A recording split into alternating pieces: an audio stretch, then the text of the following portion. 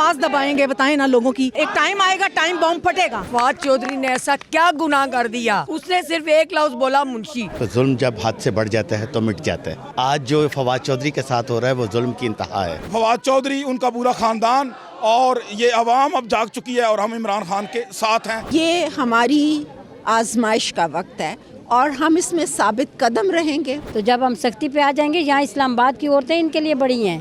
अस्सलाम वालेकुम, सत श्री अकाल, नमस्कार, आदाब। मैं हरमीत सिंह हूँ और आप देख रहे हैं पब्लिक न्यूज़। नाज़रीन, इस वक्त हम मौजूद हैं एफ8 कचेरी में और कुछ ही देर में फवाद चौधरी साहब को लाया जाएगा। यहाँ पे पीटीआई की जो कारकुनान है, ख़वातीन बहुत ही तादाद में मौजूद हैं। उनसे गुफ्तगू करते हैं क्या कहेंगी आज के इस समात के हवाले से। हम देख रहे हैं कि फवाद चौधरी को कभी जो है उनके ऊपर चादर जो है जैसे दहशतगर्द के तौर पर पेश किया जाता है, फिर जेल भेज दिया जाता है, फिर अचानक सामने लाया जाता है। क्या कब तक आवाज दबाएंगे बताएं ना लोगों की। एक टाइम आएगा, टाइम बॉम्ब फटेगा। वो फट रहा है, आपको पीछे से नजर भी आ रहा है। सो प्लीज मेरी रिक्वेस्ट है आपके थ्रू, मीडिया के थ्रू, कि काइंडली अपनी आवाम के ऊपर जुल्म ना करें, अपने लोगों की मर्जी देखें कि वो क्या चाहते हैं और चंद लोगों को खुश करने के लिए ये सारे ड्रामे बंद कर दें। अब लोगों को पता है आप जितना आप करेंगे वो लोगों के नज़रों में और गिर रहे हैं आप, प्लीज़। तो मेरी तो यही रिक्वेस्ट है और ये हम आप देख रहे हैं, हम रात गए तक ऐसे ही खड़े रहेंगे जब तक कि आज उनके कोई फैसला नहीं हो जाता। ये रोज़ ऐसे करेंगे, हम रोज़ ऐसे आएंगे। फवाद चौधरी ने ऐसा क्या गुनाह कर दिया जो मरियम ने नहीं किया, शहबाज ने नहीं किया? ठीक, उसने सिर्फ एक लफ्ज बोला मुंशी, उसको इतनी बड़ी सजा दी गई। और पाकिस्तान में जो कुछ साबित हुआ, 22 करोड़ आवाम ने देखा कि शहबाज ने क्या किया, नवाज ने क्या किया, जरदारी ने क्या किया, मौलाना को मौलाना कहने और फजलू ने क्या किया।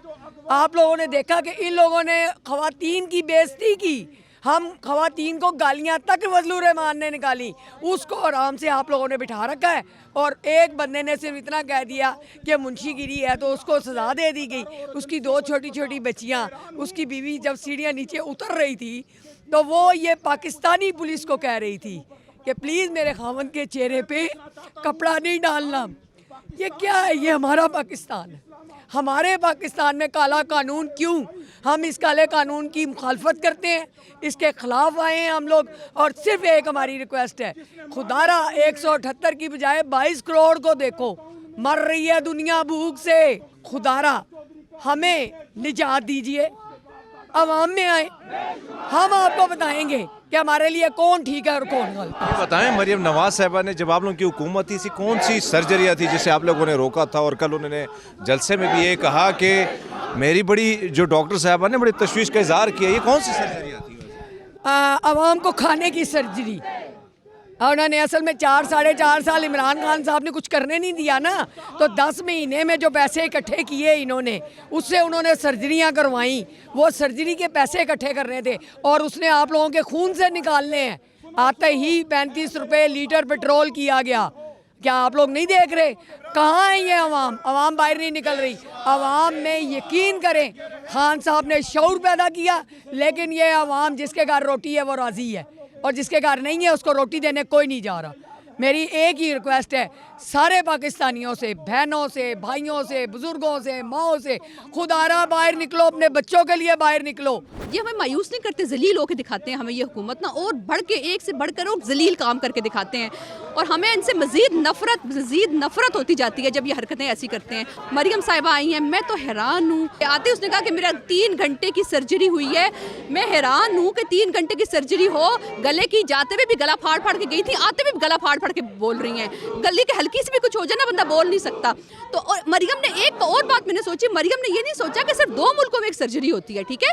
तो अगर पाकिस्तान में किसी को वो बीमारी हो जाए तो मरियम ने क्या उस लोगों के बारे में सोचा कि मरियम उनके लिए कोई अस्पताल ही बना दे? इमरान खान ने तो सोचा था कि मेरी माँ को कैंसर हुआ, कैंसर का यहाँ कोई इलाज नहीं है, उसने कैंसर अस्पताल बना दिया। तो मरियम तुम ये बीमारी जो तुम्हें हुई किसी और को भी तो हो सकती है ना, तो आप उसके लिए क्यों नहीं अस्पताल बना देती? ठीक है, तो आते ही उन्होंने लतीफ़े सुनाए। उन्होंने कहा मैंने तो पासपोर्ट मांगा ही नहीं था।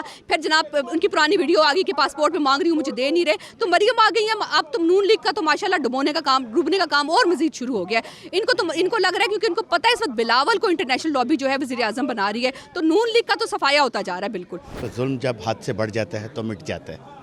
आज जो फवाद चौधरी के साथ हो रहा है वो जुल्म की इंतहा है और ये इम्पोर्टेड हुकूमत इंशाल्लाह यही आवाम, मैं कहता हूँ कि ये रियासत पाकिस्तान है, जागीर पाकिस्तान नहीं है। जो आपके कानून चलेंगे, यहाँ 22 करोड़ عوام کے قانون چلیں گے, ان کا ووٹ چلے گا اور ان کا سمندر آپ کو بہا کے لے جائے گا. یہ ظلم کے ضابطے یہاں نہیں چلیں گے. آپ نے جو مہنگائی سے اس ملک کی عوام کو دلدل میں پھنسا دیا, ان کی بددعائیں آپ کو اس ملک سے باہر پھینک دیں. گلی گلی میں شور ہے, سارا ٹبر چور ہے. محمد علی جناح کے بعد اگر کوئی لیڈر آیا تو وہ عمران خان ہے. تو انشاءاللہ جلد فواد چودھری, ان کا پورا خاندان اور یہ عوام اب جاگ چکی ہے اور ہم عمران خان کے ساتھ ہیں.